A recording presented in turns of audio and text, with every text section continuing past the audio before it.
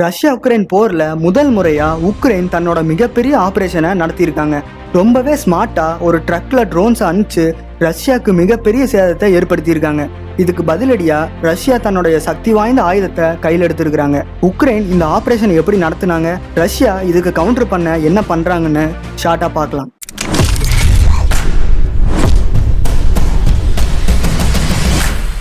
கொஞ்சம் வருஷங்களாவே போர் சூழல்ல ட்ரோன்ஸோட பவர் என்னன்னு எல்லாரும் பார்த்துருப்போம். குறிப்பா இப்ப நடந்த ஆபரேஷன் சிந்தூர்ல நம்ம ட்ரோன்ஸ் எதிரிகளை எப்படி துல்லியமா அடிச்சதுன்னு உலகமே பார்த்துச்சு. அதே மாதிரியான ட்ரோன் ஆபரேஷன் தான் உக்ரைன் ரஷ்யா மேல நடத்தியிருக்காங்க. இதே மாதிரி ட்ரோனை வச்சு ஏற்கனவே மாஸ்கோ மேல தாக்குதல் நடத்தியிருக்காங்க.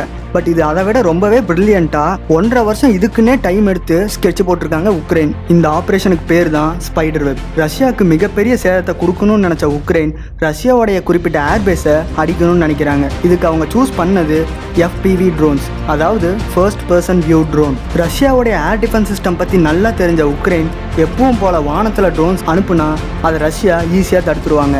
இதை பைபாஸ் பண்ண அவங்க ஸ்மார்ட்டா ஒரு மூவ் பண்றாங்க. ஒரு ட்ரக்குக்குள்ள கிட்டத்தட்ட 120 FPV ட்ரோன்ஸை வச்சு ரஷ்யாக்குள்ள அனுப்புறாங்க. இந்த 120 ட்ரோன்ஸுமே அந்த ட்ரக்ல இருக்க கண்டெய்னருக்குள்ள தான் இருக்கு. இந்த ட்ரக் எந்த இடத்துலயும் மாட்டாத மாதிரி ரஷ்யாவுடைய 4500 கிலோமீட்டருக்கும் உள்ள போகுது. உக்ரைன் பார்டர்ல இருந்து ரஷ்யாவுடைய இன்டெலிஜென்ஸை மீறி கொண்டு போனது உக்ரைனோட பிரில்லியன்ஸை காமிக்குது. அவங்க சூஸ் பண்ண அந்த ஏர்பேஸ் கிட்ட போய் நிக்குது.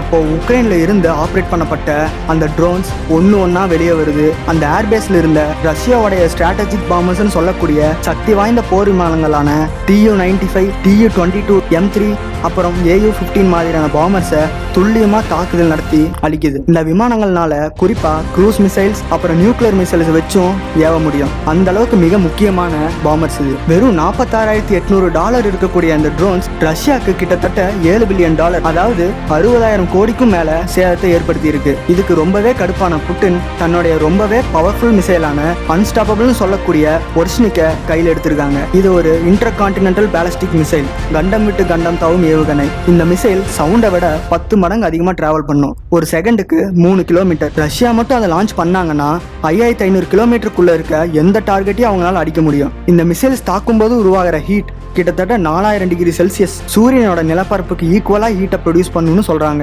ஏற்கனவே போன வருஷம் இந்த மிசைலை உக்ரைன் மேல யூஸ் பண்ணி டெஸ்ட் பண்ணாங்க.